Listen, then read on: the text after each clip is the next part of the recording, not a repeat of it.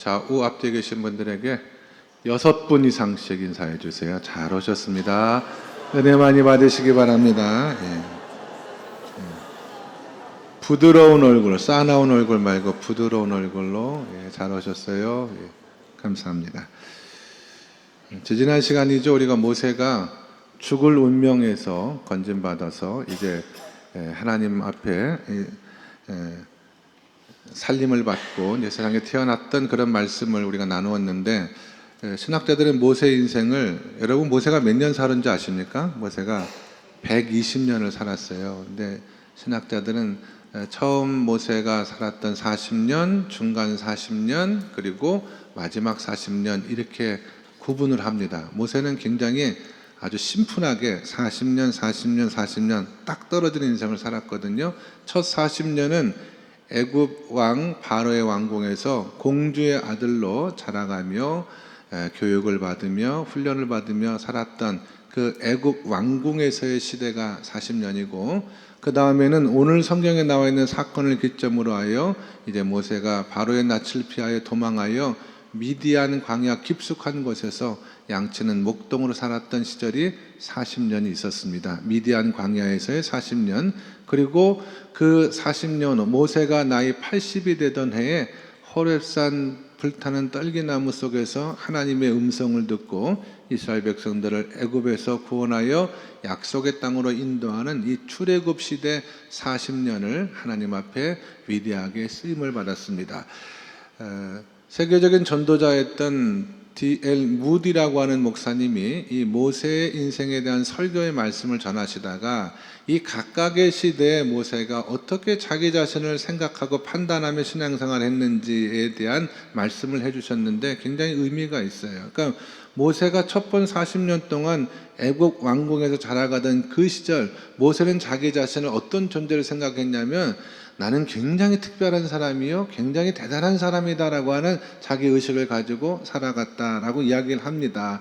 교만할 정도로 나는 하나님 앞에 특별한 사람이다 의식을 가지고 있었는데, 그 다음 미디안 광야에서의 40년은 너무나 모세가 겸손해져서 마지막에는 하나님께서 말씀하시고 명령하실 때, 하나님 저는 아무것도 못하는 사람이에요, 저는 아무것도 아닌 사람입니다, 이렇게 정말 자기의 자존감이 땅까지 떨어지는 그런 사람이 되었다라고 하는 거예요. 그런데 하나님의 부르심을 받고 마지막 40년 죽는 날까지 쓰임받는 그 순간, 모세는 자기 자신을 나는 하나님의 사람이다, 나는 하나님의 사람이다라고 하는 정체성을 가지고 위대하게 하나님 앞에 쓰임받았던 이것이 바로 모세의 일생이었습니다. 오늘은 이 첫 40년을 지나고 두 번째 40년으로 전환되는 바로 그 시점에서 오늘 말씀을 읽겠는데, 출애굽기 2장 11절의 말씀을 같이 한번 읽어보도록 하겠습니다. 다 같이 시작.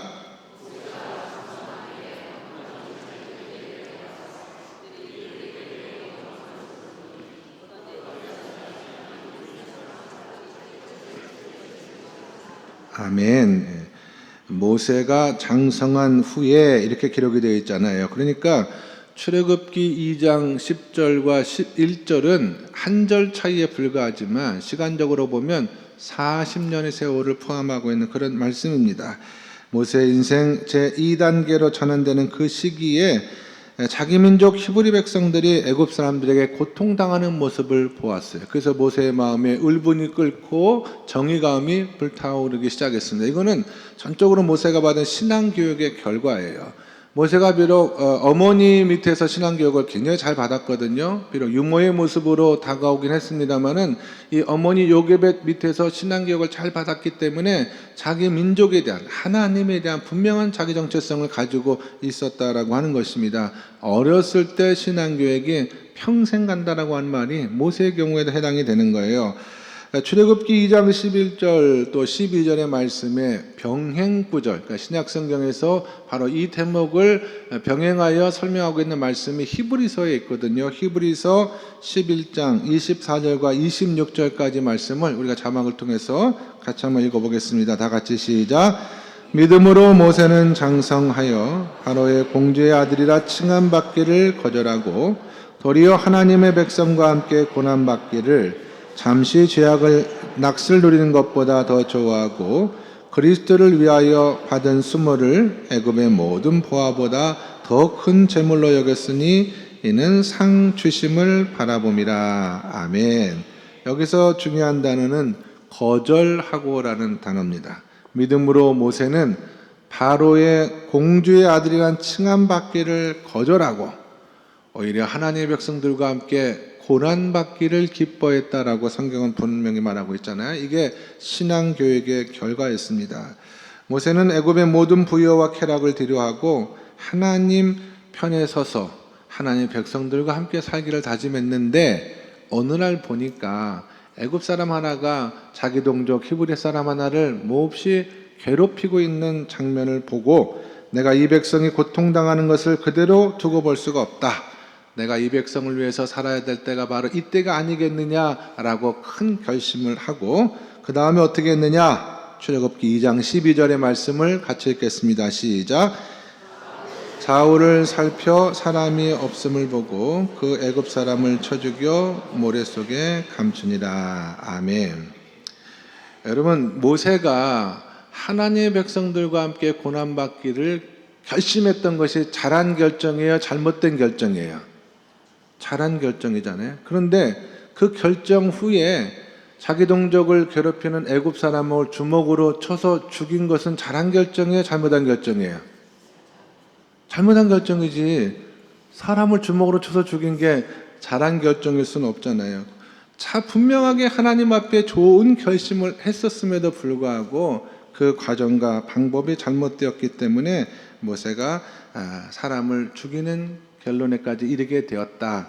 모세도 자기가 잘못한 것을 알았던 것 같아요. 어떻게 알 수 있냐면 12절에 좌우를 살펴 사람이 없음을 보고 확인했다고 그랬잖아요. 떳떳했다면 좌우를 살필 필요가 있었겠습니까?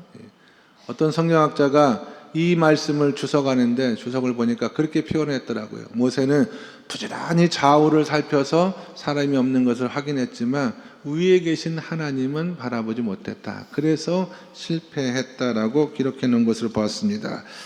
모세는 백성을 섬기고 하나님 백성을 위해 살겠다는 올바른 목표를 가졌지만 그 방법과 과정이 올바르지 못했기 때문에 실패했다라고 하는 거예요. 동일한 말씀을 다루고 있는 병행구절이 사도행전에도 나오거든요. 사도행전에 스데반 집사님의 설교 가운데 이런 말씀이 있습니다. 사도행전 7장 23절에 보시면 모세의 나이가 40이 되매 그 형제 이스라엘 자손을 돌볼 생각이 나더니 그랬습니다. 근데 여기서 주목할 것은 이 생각을 누가 했냐는 거예요. 이스라엘 백성들을 돌볼 생각을 하나님께서 모세의 마음에 주셨느냐 아니면 모세 스스로 생각하기에 그런 마음이 생겼느냐라고 하는 것인데 제가 원문을 잘 해석해 보니까 안타깝게도 이것은 모세의 생각이었다라고 하는 것입니다. 이게 실패의 원인이 되었던 거예요. 무슨 말이냐? 우리가 우리 생각을 가지고 나아가서 일을 하면 실패할 가능성이 매우 큽니다. 여러분, 하나님 나라에서 제일 중요한 것은 모든 것이 하나님으로부터 시작이 돼야 된다는 거예요.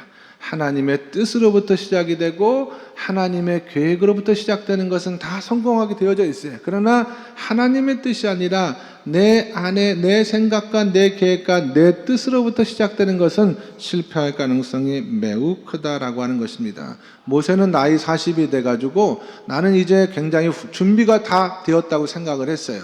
학문적으로도 인격적으로도 나는 준비가 되어져 있고 이제부터 내 백성 이스라엘과 함께 운명을 함께 하겠다라고 하는 그런 마음의 결심을 했었습니다만은 그 마음의 출발이 거룩한 마음의 동기인 것 같지만 그 출발이 하나님으로부터 왔느냐 아니면 자기 스스로 결정했느냐라고 물어보았을 때 모세는 스스로 결정했다라고 하는 것입니다.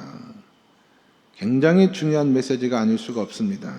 우리가 어떤 일을 시작함에 있어서 아무리 준비가 잘 되었고 아무리 의욕이 넘친다라고 할지라도 그 출발과 그 시작이 하나님께로부터 온 것이 아니라 나로부터 시작된 것이라고 한다면 무너질 가능성이 대단히 크다라고 하는 것을 우리 모세의 실패를 통해서 우리가 교훈을 받을 수가 있습니다.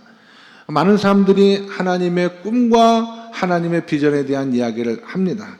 그러나 그 꿈과 그 비전이 정말 하나님의 꿈과 비전인지 아니면 내 꿈과 내 비전인지를 우리가 구분해 볼 필요가 있다고 하는 거예요. 저도 과거에 교회를 목회하면서 하나님의 꿈과 하나님의 비전을 엄청나게 선포했거든요. 근데 돌이켜 생각해 봤을 때 그게 정말 하나님의 꿈과 비전이었나?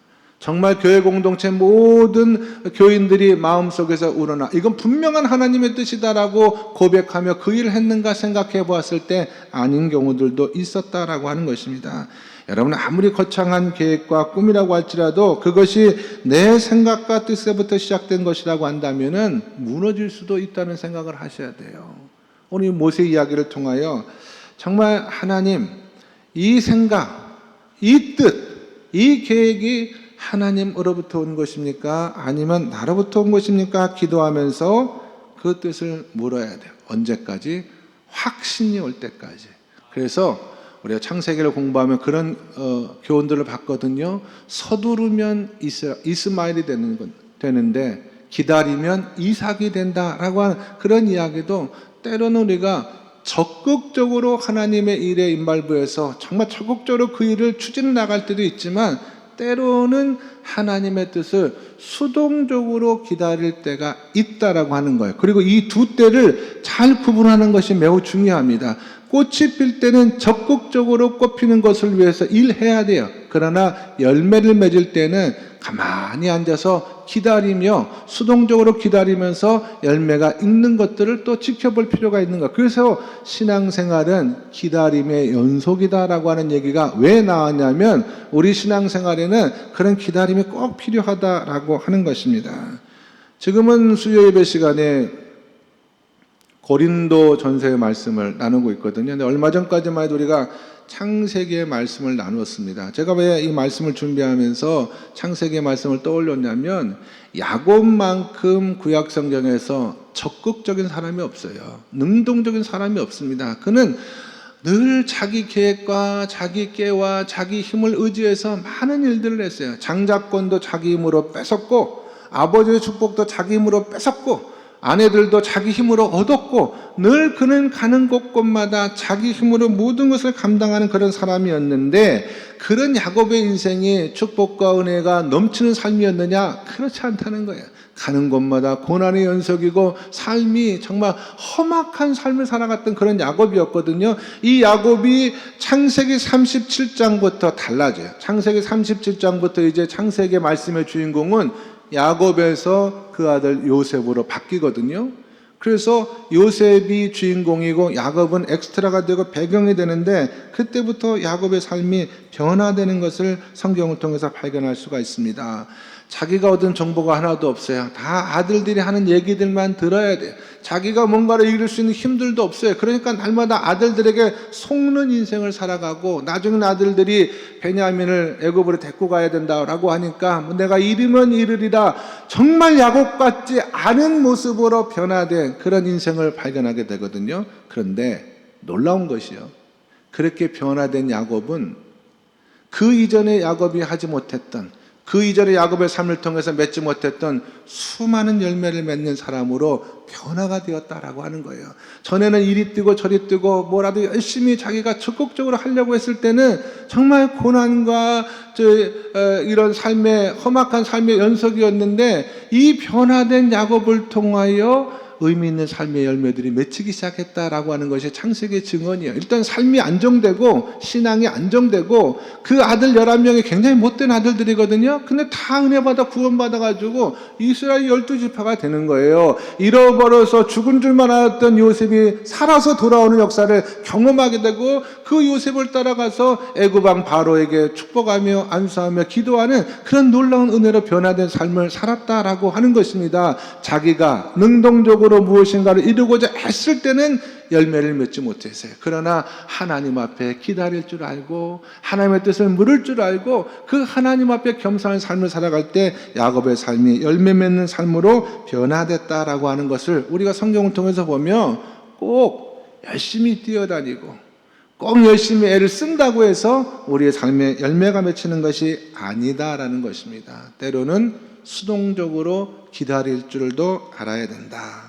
영적으로 표현하면 내 뜻이 무너지는 그곳에 하나님의 뜻이 세워질, 그 하나님의 뜻이 세워질 때 우리가 열매 맺는 인생을 살아갈 수가 있다. 아마 출애굽기 말씀 읽기 전에 우리가 사도행전의 말씀을 잠깐 읽지 않았습니까? 베드로라는 사람이 등장을 했어요. 고넬료의 가정에 복음을 증거하는 그런 장면의 말씀을 읽었던 것으로 기억이 되는데, 복음서에서 베드로만큼 적극적이고 능동적인 제자가 없습니다. 예수님 12명의 제자 가운데 이리 뛰고 저리 뛰고 말이죠. 칼 들고 예수님 붙잡히는 날에는 제사장의 종의 귀를 자르는 그런 일을 벌인 것도 베드로가 아니었습니까, 여러분? 무리를 걷겠다고 물속으로 뛰어내리기도 하였고, 다른 사람은 다 예수님을 부인할지라도 나는 절대로 예수님 곁을 떠나지 않겠다라고 호언장담했던 그렇게 적극적인 베드로가 결국은 실패하잖아요. 예수님을 3번이나 부인하는 사람이 되지 않았습니까? 근데 이 베드로가 사도행전으로 넘어가면 전혀 다른 사람으로 변화가 돼요. 기다릴 줄 아는 사람, 능동적인 사람. 베드로가 고넬료의 집에 그냥 간 게 아닙니다, 여러분. 하나님의 성령이 인도해 주시는 그 은혜를 확신할 때 그 베드로가 움직이는 장면이 성경에 있지 않습니까? 참으로 묘한 것은 그렇게 베드로가 수동적으로 변화된 삶을 살아갈 때 베드로를 통해서 놀라운 하나님의 역사가 임하기 시작했다라고 하는 것입니다. 신앙생활은 내가 하는 것이 아니에요, 여러분. 신앙생활은 하나님이 하게 하시는 것이거든요. 그래서 그 하나님이 하게 하시는 뜻에 순종하며 그 하나님의 뜻을 받아들이는 것이 바로 신앙생활이다. 모세처럼 혈기를 가지고 자기 뜻을 따라 살다가 아무것도 이루지 못하는 실패하는 인생이 아니라 기다렸다가 내려놓았다가 하나님과 더불어 하나님의 뜻을 이루어가는 믿음의 귀한 종들이 다 될 수 있기를 주님의 이름으로 간절히 축원합니다. 감사하게도 모세의 인생은 실패로 끝나지 않았습니다. 모세의 마지막은 하나님 앞에 위대하게 쓰임받는 인생이었어요. 그래서 우리가 모세의 실패와 승리를 통해서 중요한 교훈을 배워야 됩니다. 사실은 실패를 좋아하는 사람이 어디 있겠습니까? 저도 그렇고 여러분도 그렇고 실패를 좋아하는 사람은 이 자리에 아무도 없습니다. 그럼에도 불구하고 하나님은 종종 우리를 실패와 고난의 자리로 이끌어간다라고 하는 거예요.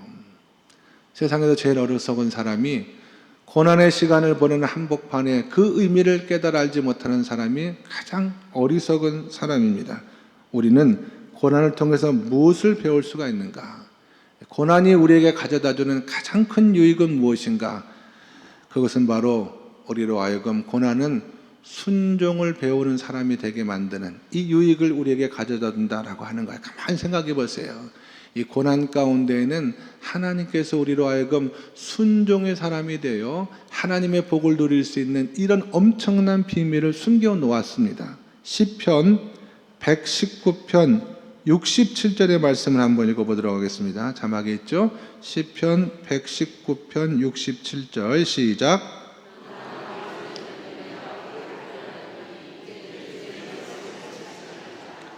아멘. 자, 이 말씀에서 고난의 유익이 무엇입니까? 라고 물어보면 고난당하기 이전까지는 내가 그릇 행하였는데 순종하지 못했는데 고난을 통하여 이제는 내가 주의 말씀을 지키는 순종하는 사람으로 변화가 되었다라고 하는 거예요. 이게 고난이 성도에게 가져다주는 가장 큰 유익입니다. 특별히 그 밑에 시편 119편 67편 밑에 70절에 보시면 이런 말씀이 또 기록이 되어 있어요. 119편 70절의 말씀 시작. 그들의 마음은 살쪄서 기름덩이 같으나 나는 주의 법을 즐거워하나이다. 아멘. 순종하기 전에 내 마음 상태를 뭐라고 표현했냐면 살쪄서 뭐가 같이 되었다고요? 기름덩어리가 되었다는 거잖아요. 왜냐하면 고난이 없기 때문에. 고난이 없는 신앙생활은 살쪄서 기름덩어리가, 좀 이 말씀이 좀 부담스럽더라고요. 살쪄가지고 기름덩어리가, 이 말씀, 제가 여러분, 광주에 와서 1년 6개월이 지났는데, 가장 큰 변화는 뭐냐면, 살이 엄청 쪘다는 거거든요.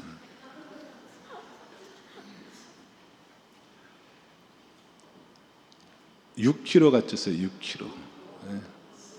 놀라지 않네요. 10근입니다. 10근. 소고기 10근. 1년 6개월 동안. 그러면 3년 지나면 12kg. 제가 90kg가 넘어가게 되잖아요. 왜 이렇게 살이 쪘나 생각해 보니 일단 우리 교회도 그렇고 광주 음식이 너무 맛있다는 사실입니다. 음식이 맛있어서 아무 생각 없이 주는 거 다 먹다 보니까 그런 것 같아요. 서울은요, 아무 식당 들어가면은요, 성공과 실패 확률이 정확히 50%입니다. 괜찮다, 성공할 수 있는 확률이 50%, 이건 네 맛도 아니고 내 맛도 아닌 그런 식당에 들어가 실패할 가능성이 50%인데, 광주는 일단 아무 식당에 들어가도 기본적으로 맛있어요. 기본적으로. 식당을 하시는 분들은 그 맛에 대한 자부심이 있는 것 같더라고요. 그렇게 아무 생각 없이 먹다 보니까 10근이 찐 거예요. 그래서 이 말씀 앞에 큰 찔림을 받았습니다. 하나님께서 우리에게 주신 영적 지방 흡입술이 뭔지 아십니까? 그게 고난이거든요. 고난을 통해서 우리는 영적인 다이어트를 경험할 수가 있게 되는 거예요. 사람도 살이 쪘으면 뛰든지 자전거를 타든지 등산을 하든지 수영을 하든지 이렇게 해서 자꾸 지방을 태워야지 날씬한 몸매를 유지할 수가 있는데 아무 생각 없이, 그래서 제가 처음에는 뛰어야겠다 생각을 해가지고 신발을 사가지고 열심히 뛰었는데 안 맞더라고요. 뛰는 게 나랑 안 맞더라고요. 그래서 제가 다시 신발을 바꿔서 우리 아내의 손을 잡고 지리산 둘레길을 부지런히 다니는데 이게 맞는 거예요. 이게 한 번 갔다 왔는데 벌써 제가 기름덩어리가 쫙 빠져가는 느낌을. 전 내일도 갈 거예요. 내일도. 그러니까 우리가 육신의 몸도 계속해서 고난이 우리 가운데 임해야지, 운동을 해야지, 관리를 해야지 우리가 이런 몸매를 유지하는 것처럼 신앙도 마찬가지라고 하는 것입니다. 하나님이 우리 마음에 고난을 주실 때 신앙의 기름기가 빠지고 하나님이 기뻐하시는 순종의 사람이 되어져 갈 수 있다는 사실, 여러분이 오늘 말씀에서 꼭 기억하셔야 돼요. 여러분, 우리가 힘이 있다고 해서 다 하나님 앞에 쓰임 받느냐? 그렇지 않습니다. 하나님, 우리 가운데 힘 있는 사람이 있지만 어떤 사람은 하나님 앞에 쓰임 받는 사람이지만 어떤 사람은 쓰임 받지 못하는 사람이 있어요. 왜냐하면 그 힘을 순종할 줄 아는, 컨트롤할 줄 아는, 그 힘을 조절할 줄 아는 사람을 하나님께서 사용하신다라고 하는 그런 말씀이에요. 여러분, 온유라는 말과 그 다음에 순종이라는 말과 겸손이라는 말과 또 이 모든 말들이 성경에서 보면 어원이 같습니다. 이 모든 단어들은 어떤 말과 연관이 되어 있냐면은 길들여진다라고 하는 말과 매우 연관이 되어져 있어요. 길들여질 때 쓰임을 받을 수가 있고 길들여질 때 의미가 있다는 것. 헬라어로 온유가 프라우스라는 단어를 쓰는데 이 말은 어떤 거친 파도가 이제 잔잔해진 상태를 온유해졌다, 프라우스해졌다고 표현하거든요. 야생말이 막 산을 뛰어다니다가 잡혀왔어요. 근데 아무도 길들이지 못해요. 근데 어떤 사람이 그 말을 잘 길들여가지고 아주 사람들에게 유익이 되는 상태로 변했을 때 온유해졌다라는 말을 쓰거든요. 힘이 없는 게 아니에요. 힘은 넘쳐납니다. 그러나 그 힘이 정말 유익된 방향으로 쓰임을 받을 수 있느냐 받지 못하느냐, 이것을 온유라고 표현하는 거예요. 민수기 12장 3절에 보시면 성경이 모세는 이 땅에 있는 어떤 사람들보다 온유한 사람이라는 표현을 써요. 사실 모세가 온유한 사람이 아니거든요. 아까 말씀드렸던 것처럼 자기 동족을 괴롭히는 애굽 사람을 주먹으로 때려가지고 죽인 그런 사람이, 오히려 온유는커녕 폭력적인 사람이었는데 어떻게 성경은 이 모세에 대하여 나중에 모세, 그 마지막 때 모세를 향하여 이 땅에는 어떤 사람들보다 모세는 온유한 사람이다, 이런 표현을 쓸까요? 그거는 미디안 광야의 훈련을 통해서 모세가 하나님 앞에 순종할 줄 아는 사람으로 변화가 되었기 때문에 그렇다라고 하는 것입니다. 이 고난을 통과해 하나님의 순종을 배우지 못한 사람은 아무리 세상적으로 능력과 힘이 많다라고 하더라도 하나님에게 유익된 방향으로 쓰임받을 수가 없다라고 하는 것입니다. 고난을 통해서 순종을 배울 때, 고난은 대개 사단의 시험이 아닌 경우, 고난은 대개 우리가 가장 사랑하고 의지하는 것을 통해서 오는 경우가 많아요. 우리가 물질을 너무나 많이 의지하면 물질을 통한 고난이 우리에게 임합니다. 자식을 하나님보다 더 사랑하면 그 자식을 통해서 고난이 우리에게 올 거예요.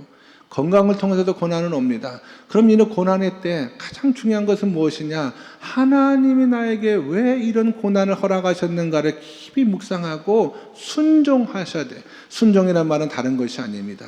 그 고난의 때 내가 포기할 것은 포기하고, 내가 내려놓을 것은 내려놓고, 하나님 앞에 순종할 것은 순종하는 그 과정을 통하여 하나님께서 다시 우리를 유익된 사람으로 세워져가는 은혜를 경험할 수가 있다라고 하는 거예요. 고난의 그 순간조차도 내게 왜 이런 고난이 온지를 깨달아 알지 못하고 하나님과 맞서서 영적으로 대적하며 끝까지 버티는 사람만큼 어리석은 사람이 없다라고 하는 것입니다. 고난의 때 하나님의 뜻을 분별하고 포기하고 내려놓고 순종하고, 하나님은 그 훈련을 원하시는 거예요. 그 훈련을 통해서 하나님께서 쓰시는 귀한 사람으로 세워주신다라고 하는 것입니다. 저도 과거의 신앙생활의 여정을 돌이켜보면 처절한 고난의 시간을 보낸 적이 꽤 많이 있었어요. 그러나 지금 가만히 돌이켜 생각해보면 내가 왜 이런 고난을 통해서 얻은 것은 무엇인가? 결국 남는 것은 순종이더라고요. 하나님 앞에 순종할 줄 아는 사람이 되는 것. 고난의 그 이유를 깨닫고 내려놓고 포기하고 하나님의 말씀 앞에 순종했을 때 고난은 사라지고 하나님께서 예비하신 은혜의 삶이, 축복된 삶이 열려진다라고 하는 것입니다. 고난에는 의미가 있는 거예요. 여러분 자신을 너무 믿지 마시기 바랍니다. 여기 투자하면 금방 부자가 될 것 같고, 저 친구 말을 들으면 모든 것이 다 잘 될 것 같고, 저 땅 사면 다 오를 것 같고, 그렇지 않아요, 여러분. 제 목사님들도 보니까 말이죠, 최근에 목사님들 주식을 하더라고요. 목사님들도.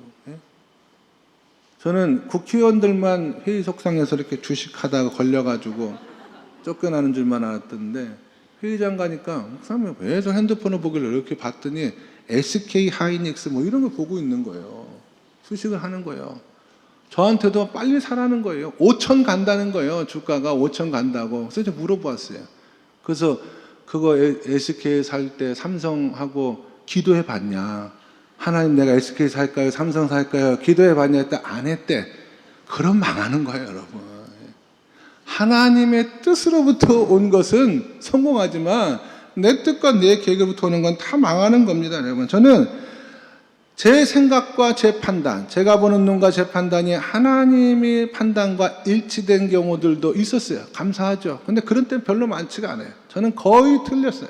제 생각과 제 판단과 하나님의 판단과 생각이 틀릴 때가 훨씬 많았거든요. 그때는 어떻게 했느냐? 내 판단과 내 생각을 딱 내려놓는 거. 이거 하면 될 것 같은데 이게 하나님의 뜻과 판단이 아니라는 확신이 들면 내려놨어요. 하나님의 뜻에 의지하고 하나님의 뜻을 따라 결정하는, 그것이 믿음으로 살아가는 삶이라고 믿었어요. 그것이 바로 성도의 삶이라고 저는 확신을 했습니다. 인생의 처절한 실패를 통해서 깨달은 것은 하나님, 내 판단은 오늘도 틀렸군요. 하나님의 판단을 믿고 순종하는 마음으로 내 판단을 내려놓습니다. 그렇게 했을 때 정말 하나님의 열매가 내 삶을 통해서, 신앙을 통해서 이루어지는 것을 경험했다라고 하는 것입니다. 여러분, 이 순종이 우리를 살리는 길이고, 이 순종이 우리를 풍성한 삶으로, 축복된 삶으로 인도하는 길이라 여러분 꼭 기억하시고, 고난의 때에 모세처럼 순종을 배워서 하나님께서 기이하게 주시는 은혜와 복을 다 받아 누릴 수 있는 신실한 주의 동리 다 될 수 있기를 예수님의 이름으로 간절히 축원합니다. 기도하겠습니다. 하나님 아버지, 선택의 순간에 내 뜻대로 마음씨고 하나님의 뜻대로 결정할 수 있는 저희 모두가 되게 하여 주시옵소서. 내 뜻은 결국 망하지만 하나님의 뜻은 끝까지 살아 역사하는 줄로 믿습니다. 모세처럼 고난의 한복판에서 순종을 배우고 그 순종을 통하여 승리의 길로, 영광의 길로 인도함 받을 수 있는 지혜로운 주의 백성들이 되게 하여 주시옵소서. 예수 그리스도 이름 받들어 기도드리옵나이다. 아멘.